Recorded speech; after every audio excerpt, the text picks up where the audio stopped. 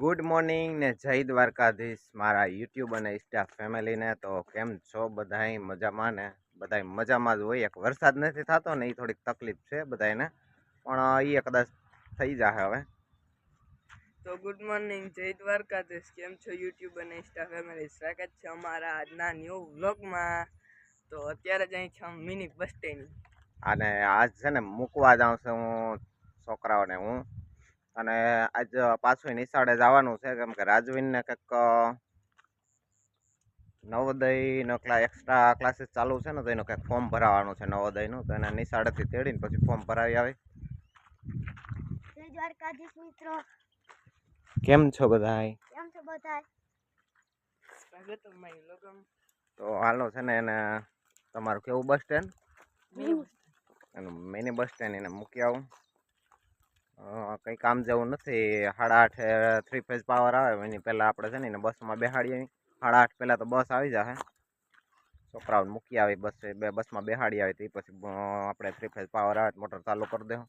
અને daily routine પ્રમાણે તો બીજું આપણે કંઈ કામ છે નહીં, પાણી વારવાનું છે માંડવીમાં. તો તમે બધા વિડીયોમાં બન્યા રહેજો. અને વરસાદી માહોલ જેવું છે પણ વરસાદ આવતો નથી.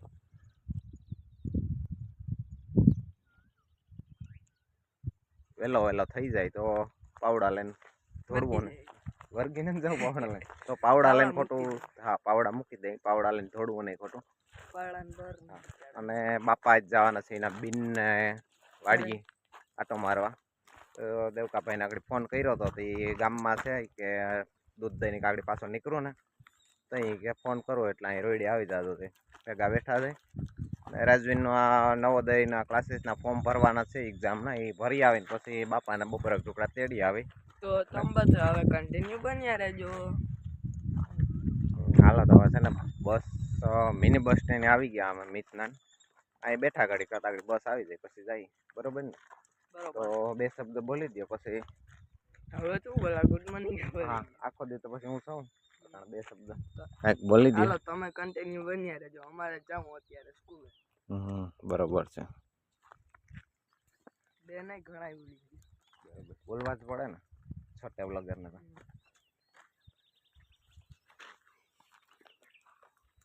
3 ફેઝ પાવર આવી ગયો ને, આપણે મોટર ચાલુ કરી દીધી. ને જોઈએ હવે કાલે આપણે મોટર ઉતારી તો દીધી, પણ પાણીનો વધારો કેટલો થયો કે નથી થયો કે, કારણ કે વરસાદ વિનાનું તો આમાં કંઈ ખબર નથી પડતી પાણીનો વધારો થયો હોય કે નહીં થયો હોય. આપણે પાણીના દદેડે જઈએ એટલે ખબર પડી જાય. મોટર ચાલુ તો કરી દીધી આપણે. એ જઈએ ને, અને વરસાદી માહોલ ભાઈ જોરદાર જામ્યો, પણ હવે આમાં વરસવું નથી ને. ઘટાણે એકદમ ઢાકલું થઈ ગયું, વાદળછાયું વાતાવરણ થઈ ગયું. વરસવું હોય તો એને કંઈ નડે એમ નથી, પણ હવે વરસી જાય તો થાય ભાઈ. અને તો મોટર ચાલુ કરીને આપણે આવી ગયા.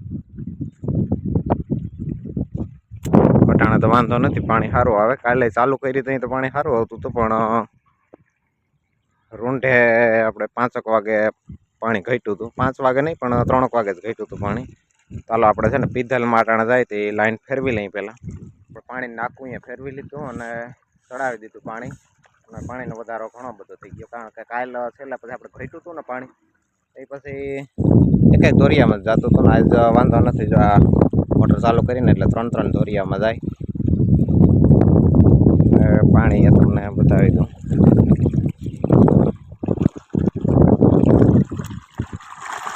પાણી બહુ સારું આવે. આ 3 ધોરિયામાં જાય. તો હાલો હવે આપણે છે ને મળ્યા સીધા બપોર પછી, કારણ કે કેટલો ઉકેલ થાય બપોર પછી વિડીયોમાં તમને હું જણાવી દઈશ. તો હવે તમે વિડીયોમાં બન્યા રહેજો. હું છે ને પાણી વારતા વારતા 3 ફેઝ પાવર થોડોક પવન જ વધારે હતો ને, એને લીધે 3 ફેઝ પાવર વયો ગયો, ડીમ થઈ ગયો. તો એ અગાહી ઉપર આવ્યો હતો. અગાહી પરથી જોયું ને તો એટલું વરસાદી વાતાવરણ છે ને કે એમ થાય કે હવે તો વરસાદ થઈ જ જવો જોઈએ, પણ કોક છાંટા પડે. એમ કે હવે પાણી નથી વારવું, મોટર બંધ કરી દઈએ. પણ અવાર ઇન્દ્રદેવનો કંઈ ભરોસો આવતો નથી ભાઈ. એટલો જો આપણે શું કહેવાય કે અતિશય વરસાદ થયો હોય ને જમીનમાં રેસ ફૂટી ગયા હોય, તો અહીં જો આવા ખાલી વાદળા હોય ને તો પાણી કરી જાય, ન જોતો હોય તો અહીં. અને અટાણે તો ખાસ જરૂર છે બધા ખેડૂતને અટાણે જો આવા વાદળા અંધારે ને એમ થાય ને કે હવે કદાચ આવે ને તો કામ થઈ જાય, પણ વાદળું ટપીને વયું જાય. એટલે હવે તો લાગે કે ઇન્દ્રદેવને આપણે એ કંઈક નારાજગી થઈ ગઈ. તો આવું કંઈક કટાણ વાતાવરણ છે. રેસાઈ ગયા હોય ને આવું વાતાવરણ હોય ને તો એમ થાય કે હવે ન આવે ને તો સારું, એટલે ધબધબાટી બોલતો આવી જાય અને પાણી પાણી કરી દે. અને અટાણે જરૂર છે ને એટલે નથી આવતો. અટાણે વરસાદી માહોલ આજ તો એવો છવાઈ ગયો ને આકાશમાં, કેમ થાય કે હવે વરસાદ થઈ જ જાય. હવે એની રાહ જોઈને નથી બેહાતી, કારણ કે પાણીના તર, એક તો જમીનના તર ઊંડા ઉતરતા જાય કાયમ તે કાયમ. હવે આમાં કેમ એની રાહ જોઈને બેહવું? એની રાહ જોઈને બેસી અને પાછો કદાચ ન થાય તો આ એક પાણી નીકળે એમ છે એ ન કાઢી શકીએ આપણે. એટલે હવે તો આમાં ફરજિયાત વેલ રાખવી પડે પાણી વારવામાં. કદાચ ઉપરથી છાંટા ચાલુ હોય ને તો એ પાણી તો વારવું જ પડે. આવું બધો કંઈક માહોલ હોય ને વરસાદ ન આવે એવું તો ન બને, પણ અવારામાં કંઈ નક્કી જ નથી થતું હું આને કરવું વરસાદ નહીં. તો કેવો વરસાદી માહોલ છે. આ છાંટા એ છે કદાચ અહીંથી 2 થી 3 કિલોમીટર આગળ આ ડુંગરું દેખાય ને, ડુંગરુમાં તો વાંધો નહીં, ભગવાનની જે ધાર્યું અહીં કદાચ થવું હોય તો થઈ જાય. હજી કંઈ વયું નથી ગયું, થઈ જાય તો. પણ હવે 15 દીમાં કદાચ ન થાય ને તો બધું હકેલાઈ જાય. કારણ કે હવે માંડવી એ વાઈટું વણે લંકાઈ ગયું અને સોયાબીન એ વાવ્યા આપણે, સોયાબીન ઉગી ગયા કમ્પ્લીટ. પણ હવે તગ એમને પવનના અને પવનની ગતિવિધિ થોડીક વધારે છે, તે વધારે નડતરરૂપ થાય. ટાઈમ થયો 5 જેવો ટાઈમ થયો અને 3 ફેઝ પાવર વયો ગયો. મેં તમને કીધું તે પ્રમાણે આપણે કેટલું પી છે તમને બતાવી દઉં. તો આપણે માંડવી બોરથી ઓલી બાજુ અડધી પી ગઈ અખબારિયામાં. આ મેસેજ ચાલી જાય ને ત્યાં સુધી પી ગયો અને 3 ફેઝ પાવર હવે વયો ગયો. અને આપણે હાવે જોઈએ આવી ગયા,